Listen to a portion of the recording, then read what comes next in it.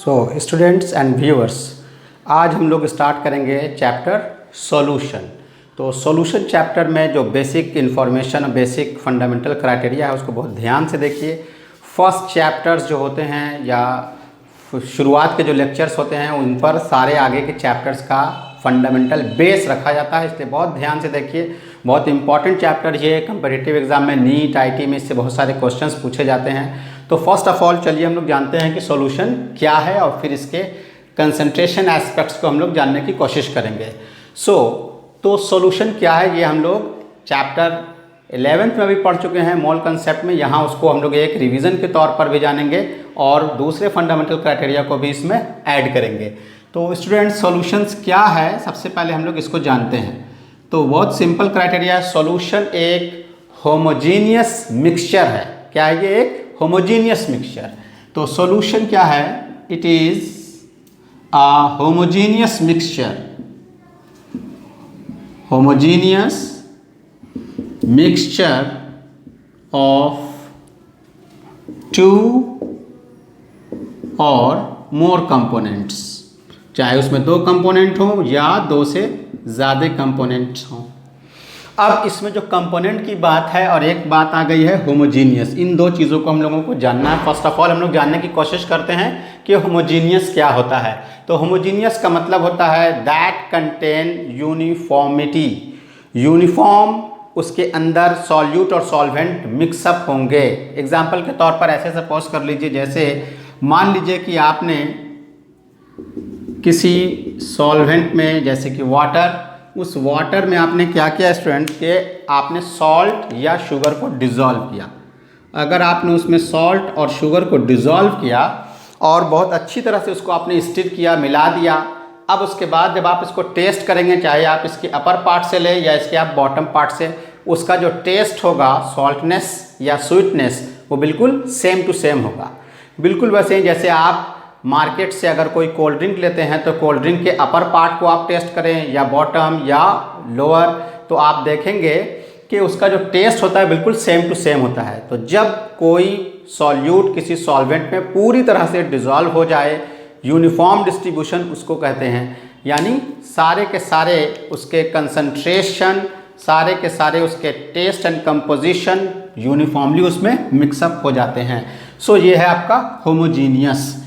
और अगर डिफरेंट हो, जैसे सपोज कर लीजिए कि हमने शुगर या सॉल्ट इसमें डाला और उसको स्टिर ठीक से नहीं किया, थोड़ा स्टिर करके छोड़ दिया, तो आप देखेंगे कि ऊपर वाला पार्ट जो है उसकी मिठास कम है और जबकि बॉटम में जाइएगा तो उसका मिठास ज़्यादा है। या आपने मार्केट से मिक्सचर ख़रीदा होगा तो आप देखेंगे कि मिक्सचर में कभी कभी जो है आलमंड्स, बादाम जो है किसी में कम है, किसी में ज़्यादा है, किसी ने ज़्यादा बादाम वाला हिस्सा ले लिया। तो ये डिफरेंट जो क्राइटेरिया आ गया कंपोजिशन के हिसाब से, इसे क्या कहेंगे? हेट्रोजीनियस। So very simple. अब हम लोग बात करते हैं इसके कंपोनेंट्स की।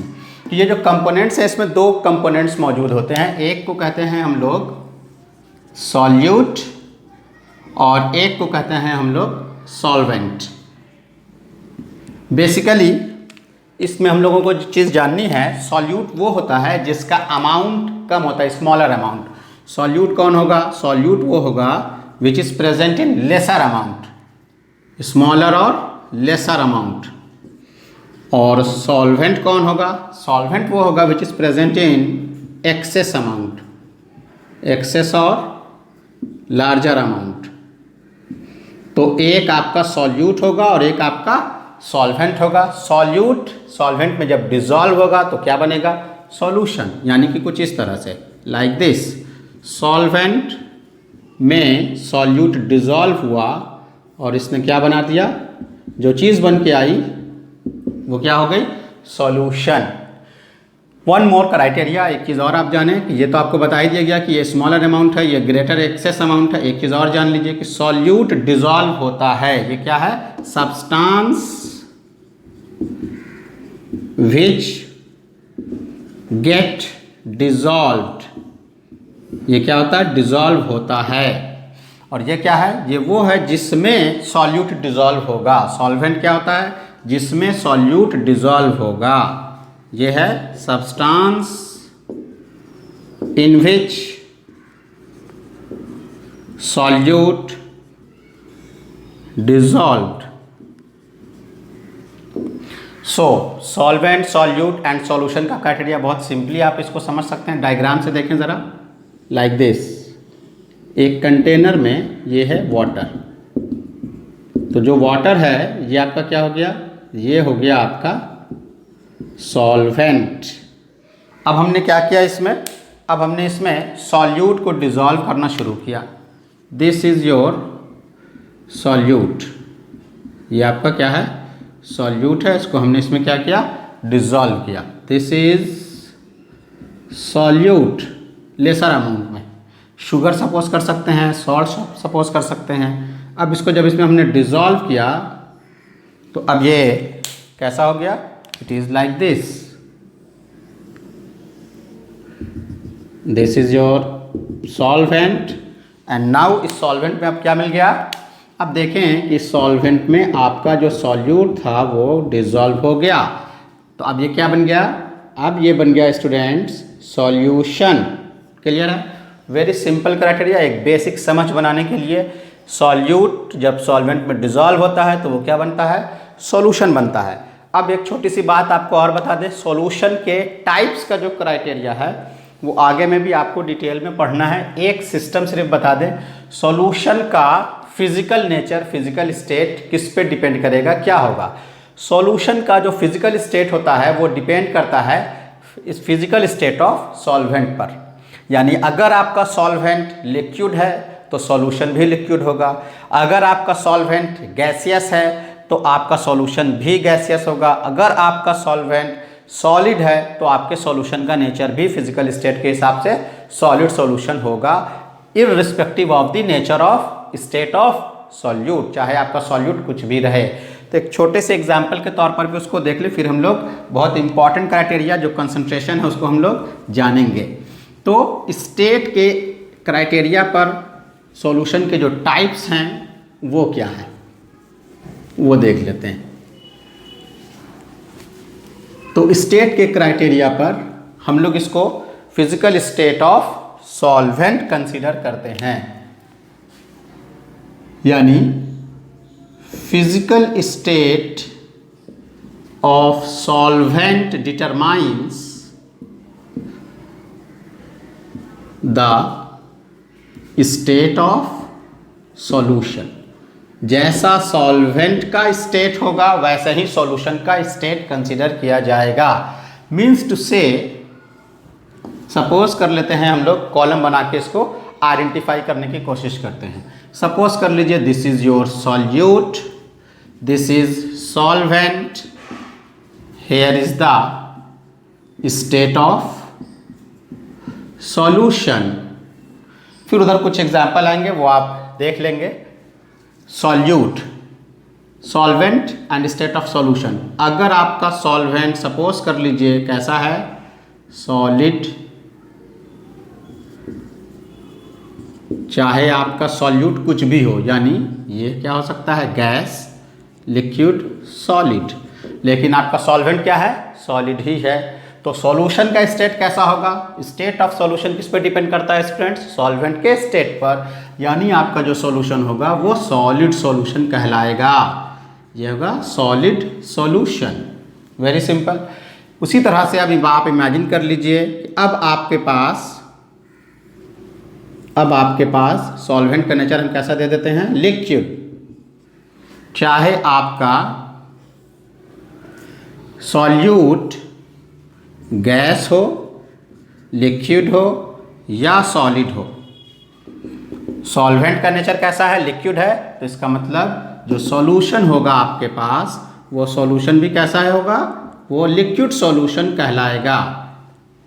उसी तरह से अगर आपके पास सॉल्वेंट का स्टेट गैसियस हो, चाहे आपके पास सॉल्यूट का स्टेट गैस, लिक्विड या सॉलिड कुछ भी हो, तो आपके स्टेट ऑफ सॉल्यूशन कैसा होगा, गैसियस सॉल्यूशन होगा। Very simple criteria, hope so कि आपको बिल्कुल क्लियर हो गया होगा। तो ये आपके स्टेट ऑफ सॉल्वेंट पर इसका स्टेट डिपेंड करता है। अब इसमें एक चीज़ और बता दें जो हम लोगों को सबसे इम्पॉर्टेंट जो पढ़नी है, वो एक सिंपल क्राइटेरिया नॉमिनल फॉर्म में जो समझा जाता है वो आप देखें कि अगर आपका सॉल्वेंट कैसा है, लिक्विड, और आपका जो सॉल्यूट है वो सॉलिड, इस क्राइटेरिया को ध्यान दीजिए। जैसे सॉलिड सॉल्यूट के तौर पर ले लीजिए शुगर, सॉल्ट, यूरिया और ग्लूकोज समथिंग। अगर वो डिज़ोल्व हो रहा है लिक्विड में तो लिक्विड सॉल्यूशन का फॉर्मेशन होगा, और बेसिकली ज़्यादातर हम लोगों को यही पढ़ना है। तो ऐसे क्राइटेरिया में जिसमें आपका सॉल्यूट सॉलिड हो और सॉल्वेंट आपका लिक्विड स्टेट में हो, हम लोगों को ज़्यादातर इस चैप्टर में इसी पर बात करनी है और ट्रू सॉल्यूशंस की बात करनी है। ट्रू सॉल्यूशंस यानी जिसमें सॉल्यूट पूरी तरह से डिज़ोल्व हो जाते हैं आपके सॉल्वेंट में, और उसके पार्टिकल साइज़ के ऊपर ये बात डिपेंड करती है। फर्दर ट्रू सॉल्यूशन या आपके पास कौन कोलॉइडल सॉल्यूशन है, कौन सस्पेंशन है, ये सब फर्दर अलग चैप्टर्स में हम लोगों को डिटेल में पढ़ना है। तो ये एक सिंपल सा ओवरव्यू है, इसके एग्जाम्पल्स भी आप देख सकते हैं।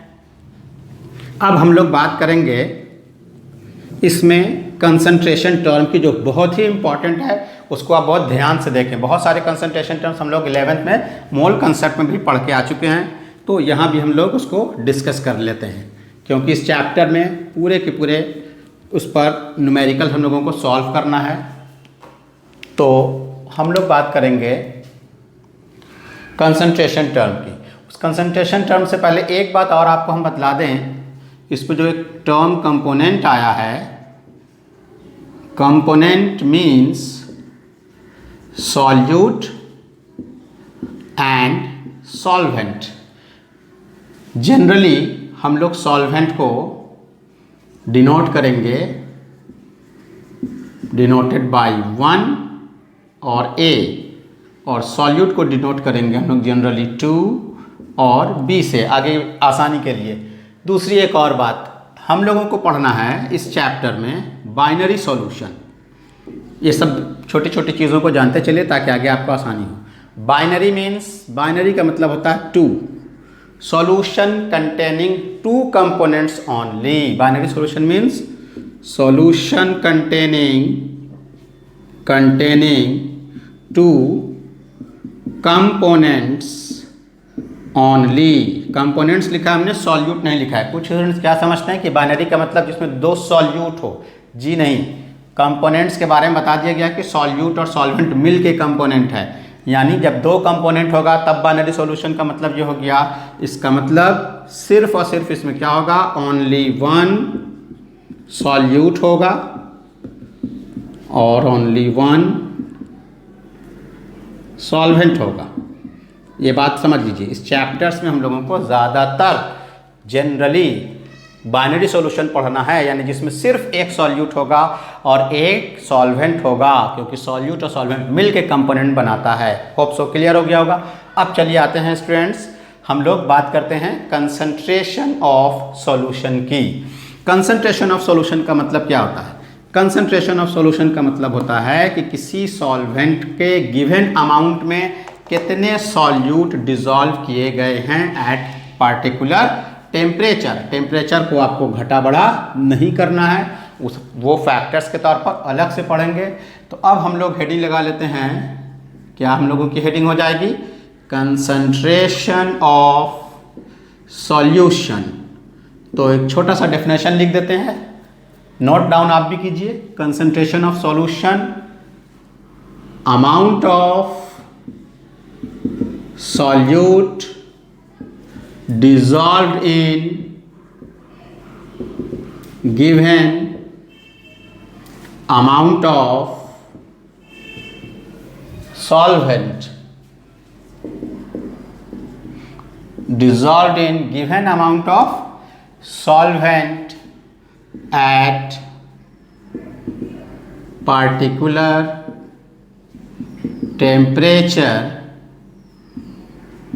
इसे क्या कहते हैं हम लोग? Concentration. Is called concentration of solution. Very simple criteria. And now इस कंसंट्रेशन ऑफ सॉल्यूशन को हम लोग 2 कैटेगरी में डिवाइड करते हैं। एक कैटेगरी कहलाती है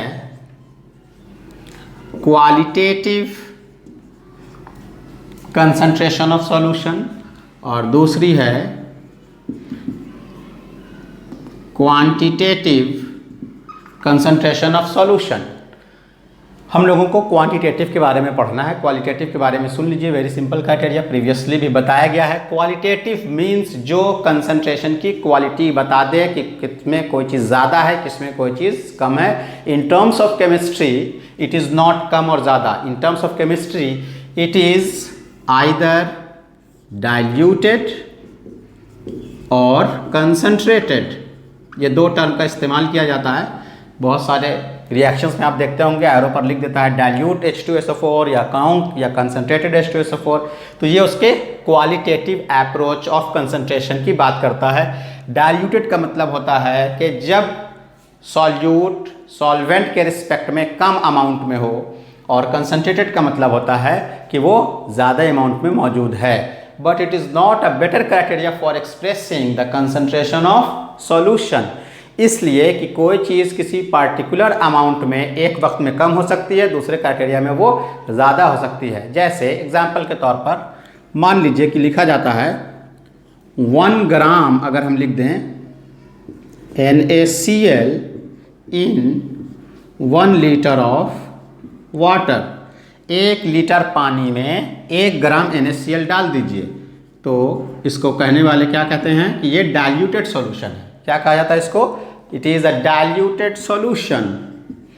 और 1 ग्राम नेचर हम बदल दें, NaCl की जगह पे हम ले लेते हैं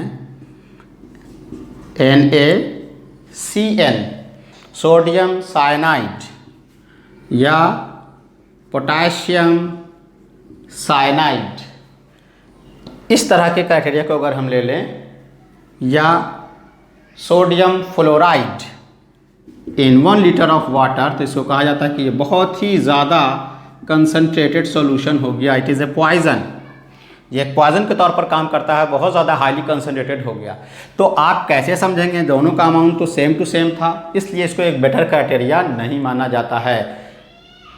एंड नाउ इसको अब छोड़ के हम लोग क्वांटिटेटिव अप्रोच की तरफ बढ़ते हैं, जो हम लोगों का असल मोटो, असल क्राइटेरिया। तो ये एक समझ के लिए सिर्फ बता दीजिएगा ताकि आपको कंफ्यूजन ना हो।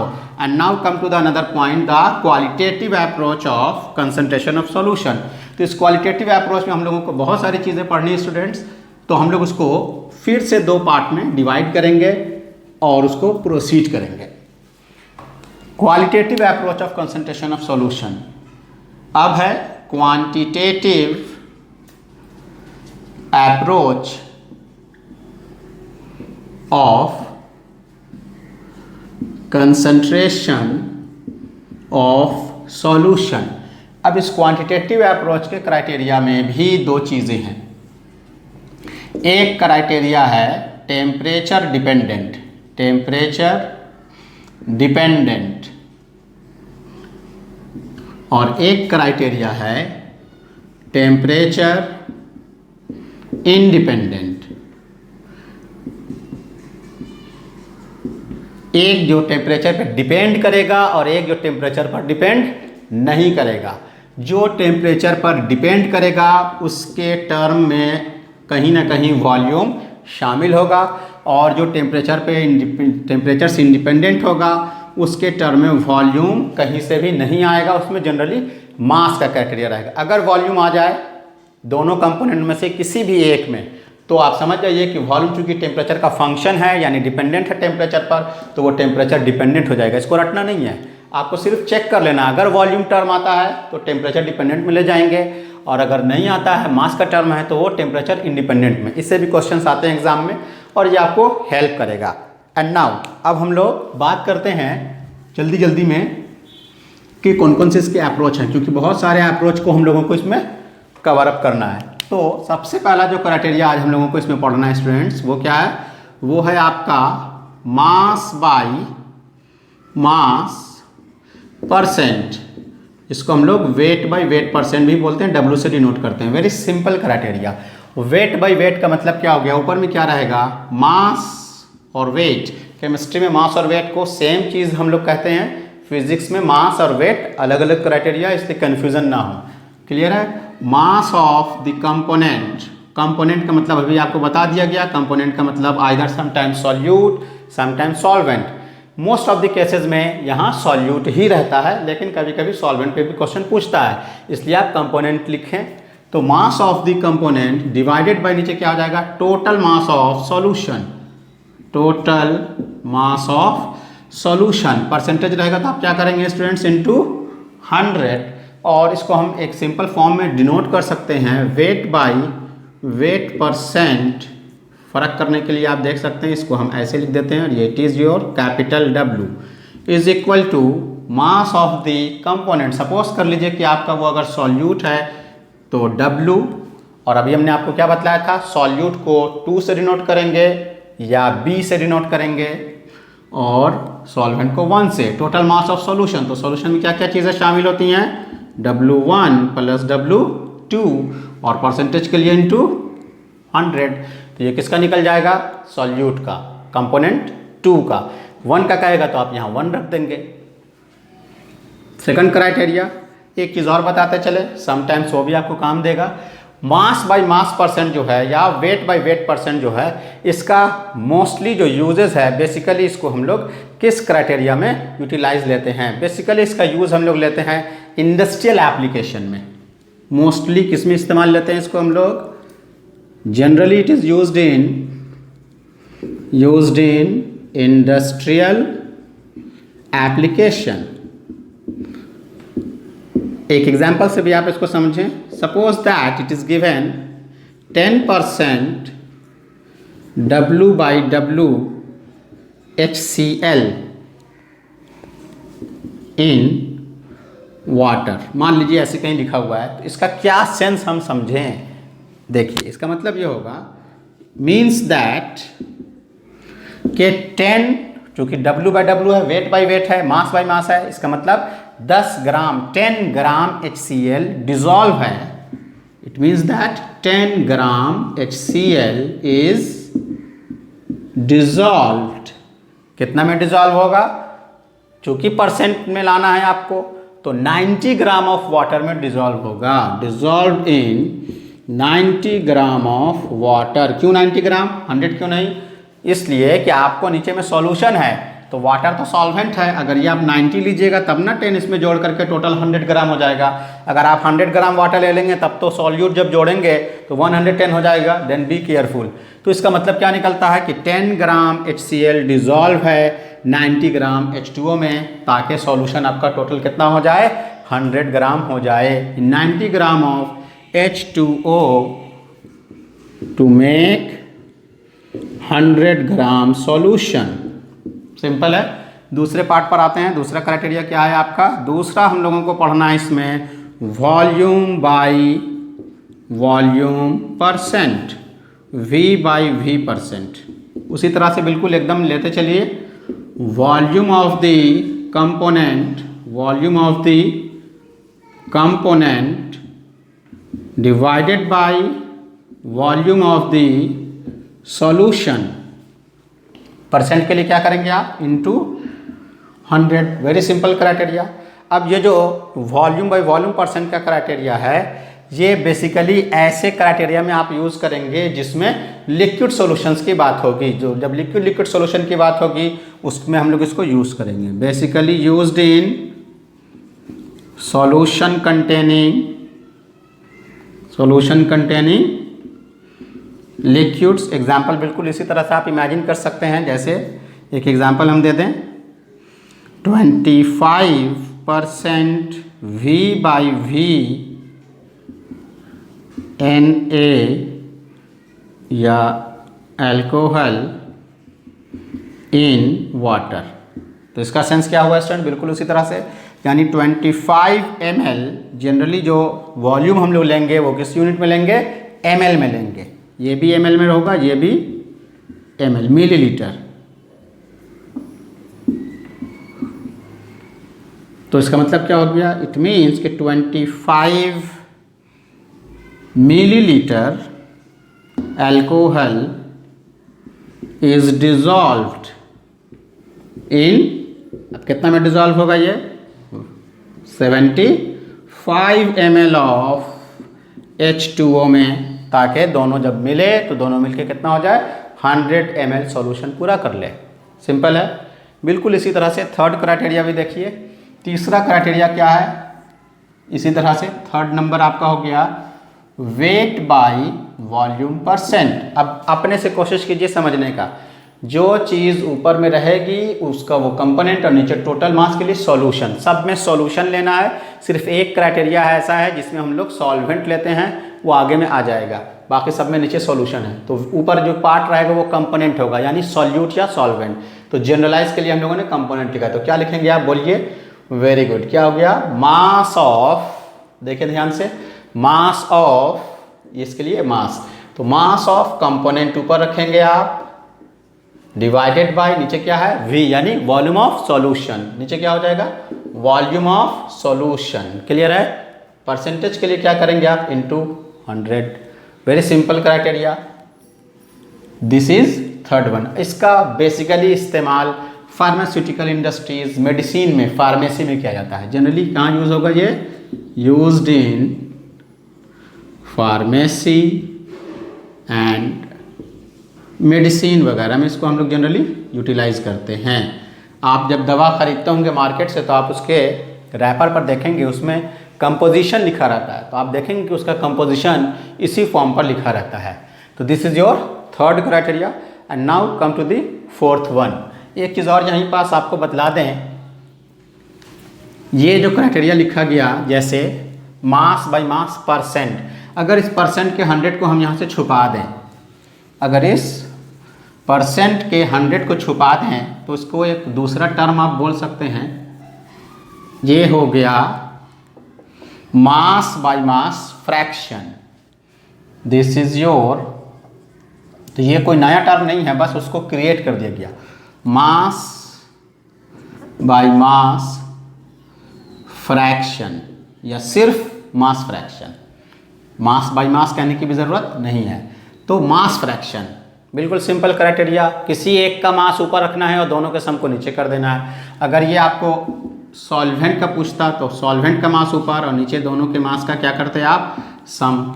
इसमें 100 अगर लगा दें तो यही चीज़ परसेंट बन जाएगी, सिंपल है। उसी तरह से अगर कभी कह दे, क्वेश्चन में कभी कभी कह देता मास फ्रैक्शन निकालिए, this is the mass fraction. Volume fraction निकालिए, तो वॉल्यूम फ्रैक्शन में भी आप क्या करेंगे, तो वॉल्यूम फ्रैक्शन के क्राइटेरिया में भी यहाँ देख लें आप, वॉल्यूम फ्रैक्शन बिल्कुल कोई नई चीज़ नहीं है।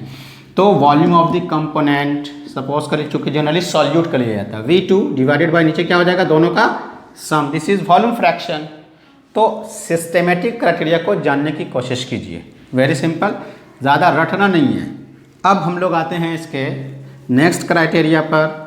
नेक्स्ट क्राइटेरिया बहुत इंपॉर्टेंट है, पार्ट्स पर मिलियन, उसकी हम लोग बात करेंगे, पार्ट्स पर मिलियन। और एक चीज़ एकदम दिमाग में हटा करके रखिए, जिसमें जिसमें वॉल्यूम आएगा वो टेम्परेचर डिपेंडेंट होगा। तो मास फ्रैक्शन में तो वॉल्यूम है नहीं, तो ये टेम्परेचर डिपेंडेंट नहीं है। वॉल्यूम वाला जो भी पार्ट होगा वो टेम्परेचर डिपेंडेंट, इसको आपको याद रखना है। वो रटने की चीज़ नहीं है कि इसको रट रहे हैं कि कौन कौन इसमें है, कौन टेम्परेचर इंडिपेंडेंट में है, बिल्कुल नहीं। तो अब आइए हम लोग इसके नेक्स्ट क्राइटेरिया पर बात करते हैं। तो नेक्स्ट क्राइटेरिया जो है स्टूडेंट्स हम लोगों का वो क्या है, it is parts per million, parts per million, ये सब सिंपल सिंपल क्राइटेरिया है। This is PPM, parts per million. Billion दे देगा तो पार्ट्स पर बिलियन, सो एंड सो। तो पार्ट्स पर मिलियन PPM क्या है, वेरी सिंपल। जब कोई चीज़ आप परसेंट में निकालते हैं, सेंटीमीटर, तो परसेंट में कोई चीज़ निकालते हैं तो वो 100 में कैलकुलेट होती है। तो ये क्या है, पार्ट्स पर मिलियन। तो जब किसी चीज़ के कंसंट्रेशन को 100 में निकालते हैं तो परसेंट कहते हैं, जब किसी चीज़ को मिलियन में निकालेंगे तो उसे पर मिलियन कहेंगे। पार्ट्स का मतलब तो कुछ भी आपको क्राइटेरिया में दे देगा, चाहे वो मास का हो, चाहे वो वॉल्यूम का हो, सो एंड सो। तो इसका मतलब क्या हो गया, इसका मतलब हो गया कि ये है parts of the component, parts of the component divided by total parts of solution into. अब आप बताएं, अगर परसेंट होता तो आप यहाँ 100 लगा देते थे, अब आपको क्या निकालना है, पर मिलियन। वेरी सिंपल, तो पर मिलियन में कैलकुलेट करना है, क्या हो जाएगा 10 टू द पावर 6। अब ये जो पार्ट्स हैं, ये पार्ट्स मास में भी पूछ सकता है और वॉल्यूम में भी पूछ सकता है। तो इसको हम आपको आसानी के लिए समझाने के लिए ऐसे कर देते हैं। तो parts per million ppm by mass, और इधर कर देते हैं parts per million by volume. Simple. Then आपके फार्मूला में जहाँ पार्ट्स लिखा है, अगर मास के टर्म में है तब आप क्या लिखेंगे, parts per million by mass is equal to, ये लिखा ही हुआ है, इज इक्वल टू क्या हो जाएगा आपका, मास ऑफ सॉल्यूट और सॉल्वेंट, कंपोनेंट ही लिखिए, कंपोनेंट डिवाइडेड बाय, नीचे क्या है, टोटल, पार्ट्स की जगह पे मास लिख देना है, टोटल मास ऑफ सॉल्यूशन, सब में टोटल मास, नीचे सॉल्यूशन सब में है, एक को छोड़ के वो आगे आ जाएगा। पार्ट्स पर मिलियन है, क्या करेंगे 10 टू द पावर 6। वॉल्यूम होगा तो आप क्या करेंगे, वॉल्यूम ऑफ कंपोनेंट, जिसका भी पूछे, डिवाइडेड बाय नीचे क्या हो जाएगा, total volume of solution, million है, क्या हो जाएगा 10 to the power 6। So easy. तो बहुत सिंपल सी चीज़ें हैं, उसको आपको अंडरस्टैंड करना है। ध्यान से चीज़ों को देखिए और बातों को सुनिए, एक एक बात को, बहुत इंपॉर्टेंट क्राइटेरिया है। इन सारी चीज़ों का आगे में एप्लीकेशन होगा, हम इसको न्यूमेरिकल से भी आपको समझाएंगे और आपके एग्जामिनेशन पर्पस में ये चीज़ें न्यूमेरिकल में पूछी जाती हैं। And the next one, next criteria पर आते हैं स्टूडेंट्स, हम लोग बात करते हैं पार्ट। अच्छा, एक चीज़ और बताते चले, पार्ट्स पर मिलियन जो है इसका यूटिलाइजेशन जनरली किस टर्म में किया जाता है, जनरली पार्ट्स पर मिलियन है बहुत ज़्यादा अमाउंट के लिए, यानी जब कोई चीज़ बहुत ज़्यादा अमाउंट में, बहुत थोड़ा अमाउंट मौजूद हो, ट्रेस अमाउंट में कोई चीज़ मिक्स हो गई, ज़रा ज़रा थोड़ा थोड़ा, तो वैसे कंसंट्रेशन को एक्सप्रेस करने के लिए पार्ट्स पर मिलियन या पार्ट्स पर बिलियन का यूज़ किया जाता है। जैसे पॉल्यूशन को एक्सप्रेस करने के लिए, एयर पॉल्यूशन और वाटर पॉल्यूशन, पानी में कोई चीज़ पॉल्यूटेंट उसमें मिल गया, वाटर पॉल्यूटेंट, और एयर में, तो चूँकि वाटर और एयर बहुत सारे उसके पार्ट्स हैं, बहुत सारे उसके एटम मॉलिक्यूल्स हैं, उसमें कोई चीज़ पॉल्यूटेंट के तौर पर जब मिल जाती है तो generally pollution can be expressed in terms of ppm और ppb। तो क्या लिखेंगे आप, इसको लिखते चले आने, तो लिख लें एक क्राइटेरिया हम लोग, pollutants generally expressed in ppm and sometimes it is ppb, और कम अमाउंट में अगर कोई चीज़ है तो ppb में एक्सप्रेस करेंगे, और बिलियन हो गया। तो ये सारी चीज़ें बिल्कुल अंडरस्टैंडिंग की है, समझने की हैं।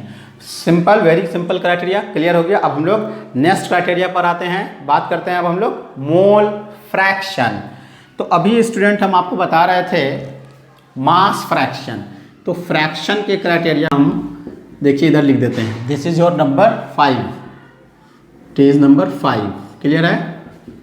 मोल फ्रैक्शन, मोल फ्रैक्शन को हम लोग x से, स्मॉल x से जनरली डिनोट करेंगे। तो मोल फ्रैक्शन क्या है, वेरी सिंपल। मोल फ्रैक्शन का मतलब भी बिल्कुल उसी तरह से हो गया, mole of the component, mole of the component divided by total mole, total moles of solution. अब इसको और बाइफरकेट करके आपको समझाते हैं। सपोज कर लेते हैं हम लोग mole fraction of, mole fraction of solute लेते हैं। तो मोल फ्रैक्शन के लिए सिंबल हमने क्या बताया आपको, x। सॉल्यूट के लिए हमने अब सिंबल क्या यूज़ करेंगे हम लोग, आइदर a और आइदर b और 2, it is x2, mole fraction of solute. तो मोल फ्रैक्शन ऑफ सॉल्यूट क्या होगा, क्या है, mole of the component, component आपका तय हो गया कि सॉल्यूट है, तो ऊपर में क्या होगा, मोल, मोल को किससे डिनोट करते हैं, n से, ये सब आप पढ़ चुके हैं 11th में भी। तो mole of solute N2 divided by total mole of solution, binary solution है इसलिए क्या होगा, N1 प्लस N2। उसी तरह से अगर आप मोल फ्रैक्शन ऑफ सॉल्यूट के बजाय आप क्या ले लें, mole fraction of solvent, this is mole fraction of solvent. तो क्या हो जाएगा x1 mole fraction is x for solvent 1। Clear है? क्या हो गया? मोल, जिसका मोल फ्रैक्शन निकालना है उसका मोल ऊपर और नीचे दोनों के मोलों का सम, दोनों के मोल्स को ऐड कर देंगे टोटल मोल करने के लिए। तो ये आपको एक सिंपल क्राइटेरिया हो गया फॉर्मूले के तौर पर। वन मोर थिंग, जब हम लोग किसी फ्रैक्शन की बात करते हैं स्टूडेंट्स, तो फ्रैक्शन को जब भी टोटल किया जाता है तो उसका टोटल सम 1 होता है। जैसे किसी का टोटल परसेंटेज जब बाइफरकेट करके आप टोटल करते हैं तो परसेंटेज का टोटल सम 100 होता है, उसी तरह से फ्रैक्शन का टोटल सम 1 होता है। Since total sum of fraction कितना हो गया आपको? Total sum of fraction is equal to 1। It means mole fraction का सम x1 प्लस x2 भी क्या हो जाएगा? 1। तो जब हम लोगों को कोई एक कंपोनेंट मालूम हो जाए, चाहे x1 या x2, तो हम लोग क्या करते हैं? तो हम लोग दूसरे को 1 से सब्ट्रैक्ट करके निकाल लेते हैं। Very simple criteria. This is for binary solution. अब इमेजिन कर लीजिए एक ऐसा सिचुएशन कि ये बाइनरी सॉल्यूशन नहीं है, बहुत सारे सॉल्यूट उसमें डिसॉल्व हैं। Let us suppose let more solutes are dissolved, more solutes are dissolved। तो वैसे क्राइटेरिया में क्या हो जाएगा? तो वैसे क्राइटेरिया में सबका अलग अलग हम लोग फाइंड आउट करेंगे। That is x1 plus x2 plus dot dot dot x i मान लीजिए। तो सबके टोटल सम का वैल्यू क्या होगा? 1। इन मैथमेटिकली हम अब इसको कैसे लिख सकते हैं? मैथमेटिकल फॉर्म में एक्सप्रेशन को, इस पर क्वेश्चन आ चुका है। Mathematically it can be written as, देखिए तो टोटल सम के लिए क्या सिंबल यूज करेंगे? Summation of x small fraction of i where i varies from 1 to n, whatever the number of solute में भी, जितना नंबर उसका उसमें दे दिया जाए। तो ये क्या हो गया? टोटल सम उसका कितना होगा? 1। Very simple criteria. मोल के फ्रैक्शन का सम 1 होता है, मोल का नहीं होता है। Be careful, it is the sum of mole fractions not the mole. अगर आपको x1 को मोल के टर्म में लाना होगा तो आपको ऐसे लिखना होगा, इस तरह से प्रोसीड करना होगा।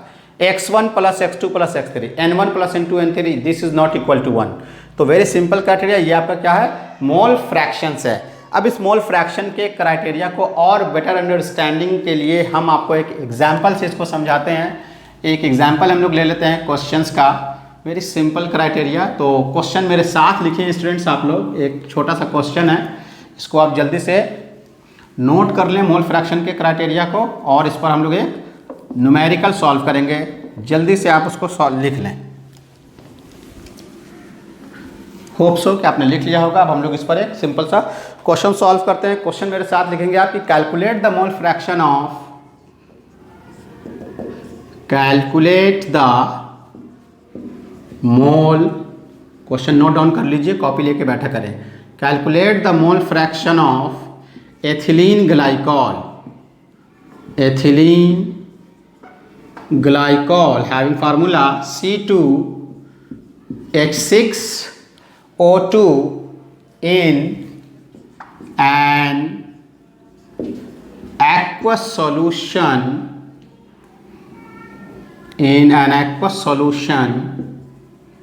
containing 20% by mass of ethylene glycol, ethylene glycol. Clear है? 20% by mass of ethylene glycol. ये क्वेश्चन आप नोट कर लें जल्दी। तो इधर आपने नोट कर लिया होगा, इसको हम यहाँ मिटा देते हैं, उतना पार्ट रखते हैं, वो आपको काम देगा। एंड नाउ, जब भी कोई चीज़ आपको परसेंटेज के फॉर्म पर दी जाए तो आप सपोज करेंगे, मानेंगे 100। तो 20% बाई मास देगा तो टोटल मास ऑफ सॉल्यूशन 100 होगा। अगर वॉल्यूम दे देगा तो टोटल मास ऑफ सॉल्यूशन 100 होगा। तो जब परसेंट में देगा तो टोटल मास आप कंसीडर करेंगे 100 के तौर पर। तो इसको हम लोग बिल्कुल उसी तरह से प्रोसीड करने जा रहे हैं। सो बहुत ध्यान से देखें, इसका यूज़ होगा आगे में भी हम लोगों को, ये आपके कंसेप्ट को इन्हेंस करेगा। तो सबसे पहले आप क्या करेंगे, let total mass of solution, percent by mass है इसलिए मास लिखेंगे, वॉल्यूम रहता तो हम वॉल्यूम लिखते हैं। कितना मानेंगे स्टूडेंट्स आप, 100 ग्राम। अब उसमें देखिए तो 20% by mass of ethylene glycol, जो कि क्या है, सॉल्यूट है। डाटा को ठीक से पहचानने की कोशिश कीजिए, एक तरफ सॉल्यूट एक तरफ सॉल्वेंट। फिर से याद दिला दें हम आपको, सॉल्यूट सॉल्वेंट, सॉल्वेंट को हम लोग जनरली डिनोट करेंगे 1 या ए से, सॉल्यूट को जनरली हम लोग डिनोट करेंगे 2 या बी से। ठीक है, देखें तो टोटल मास ऑफ सॉल्यूशन आपको मालूम हो गया। अब गिवन मास ऑफ सॉल्यूट, जिसको हम लोग किससे डिनोट करेंगे, W2 से, गिवन मास को। गिवन मास के लिए W का इस्तेमाल करेंगे और मोलर मास के लिए MO या M2, M का इस्तेमाल करेंगे हम लोग। तो given mass of solute W2 आपको कितना हो गया, 20 ग्राम। अब जब आपको सॉल्यूट मालूम है तो सॉल्यूट का अगर नेचर यानी सॉल्यूट कैसा है वो अगर आपको मालूम हो जाए तो आप उसके मॉलिक्यूलर फार्मूला को भी लिख सकते हैं। तो देखिए इसका मॉलिक्यूलर फार्मूला ऑफ सॉल्यूट क्या है आपका, C2H6O2 एथिलीन ग्लाइकॉल। तो इसका मॉलिक्यूलर मास आप निकाल सकते हैं, very simple criteria. First time है इसलिए हम आपको कैलकुलेट करके दिखा दें। 2 इंटू कार्बन का 12 plus hydrogen 1 into 6 plus oxygen 2 into 16। तो आप इसको सॉल्व कर लें, कितना हो गया ये, this is 62 gram, very simple. अब आप इसका क्या फाइंड कर लेंगे, नंबर ऑफ मोल्स। तो नंबर ऑफ मोल्स का फार्मूला हम लोग जान चुके हैं स्टूडेंट, पहले से हम लोग पढ़ते आए हैं। क्या होता है, given mass by molecular mass, given mass by molar mass. तो गिवन मास सॉल्यूट का है W2, मोलर मास भी उसी का लेंगे W2। गिवन मास कितना है इसका, दिस इज 20 डिवाइडेड बाई 62। तो जब आप इसको सॉल्व करेंगे तो इसका वैल्यू आपको आ जाएगा 0.322। एंड नाउ अब आप बिल्कुल इसी तरह से सॉल्यूट का फाइंड कर लिया, अब आपने सॉल्वेंट का फाइंड करेंगे। तो गिवन मास ऑफ सॉल्वेंट, अब डाटा पूरा स्टेटमेंट में लिखने की ज़रूरत नहीं है, बिल्कुल आप इसको सिंबॉलिक लिखें। W1 given mass, 1 means solvent, कितना हो गया, टोटल 100 में से 20 सब्ट्रैक्ट कर दें आप तो आपका सॉल्वेंट बच जाएगा। ये है फॉर सॉल्वेंट, कितना हो गया ये, वेरी गुड, 80 ग्राम। अब इसका मोलर मास, चूँकि ये वाटर है सबको याद होना चाहिए, 18। तो इसका क्या फाइंड कर लेंगे आप, N1 क्या हो जाएगा, given mass by molecular mass. Given mass is 80, molecular mass is 18, this is 40, this becomes 9। Solve करेंगे आप, कितना आ गया आपको, 4.444। दोनों का मोल आप फाइंड कर लें, सॉल्यूट का सॉल्वेंट का। अब आप देखें तो यहाँ क्या फाइंड करना है आपको, मोल फ्रैक्शन। जिसका मोल फ्रैक्शन निकालना है उसका मोल ऊपर, दोनों के मोल का क्या रखेंगे, सम, वेरी सिंपल क्राइटेरिया। तो अब मोल फ्रैक्शन हम लोगों को फाइंड आउट हो गया, तो हम लोग मोल फ्रैक्शन का यहाँ पे फार्मूला अप्लाई करेंगे स्टूडेंट्स। तो क्या गया आपको, therefore mole fraction of ethylene glycol C2H6O2, जिसको हमने X2 लिखा है, क्या हो जाएगा, N2 divided by N1 plus N2। जिसका मोल फ्रैक्शन निकालना है उसका मोल ऊपर रखें और नीचे दोनों के मोल को ऐड कर देना है। N2 का वैल्यू आप फाइंड कर चुके हैं, कितना फाइंड किया आपने, इट इज़ 0.322 डिवाइडेड बाय, नीचे दोनों का सम है 0.322 प्लस 4.444। जब आप इसको सॉल्व करेंगे तो आपको वैल्यू आ जाएगा 0.068। और हमने आपको बतला रखा है देयरफॉर आपको x1 फाइंड करना है, तो क्या हो जाएगा, 1 में से आप x2 को सब्ट्रैक्ट कर देंगे तो it is 1 minus 0.068 is equal to 0.032। So and so आप चेक कर लेंगे भी सॉल्व करके। तो इस तरह से सिंपल फॉर्म में हम लोग इसको एक्सप्रेस कर सकते हैं। तो यह है आपका मोल फ्रैक्शन और मोल फ्रैक्शन से रिलेटेड एक एग्जाम्पल, एक न्यूमेरिकल आपको समझाने के लिए। सो स्टूडेंट्स, अब इसके फर्दर जो आगे चीज़ें आने वाली हैं वो इससे और ज़्यादा इम्पॉर्टेंट की हैं, जिसमें हम लोगों को पढ़ना है strength of solution, molarity of solution, molality of solution, normality, formality, और फिर उन सब के बीच में उसका एक अपना रिलेशंस भी है, उसके बीच में कैसे हम लोग एक फॉर्म से दूसरे फॉर्म में जाएंगे।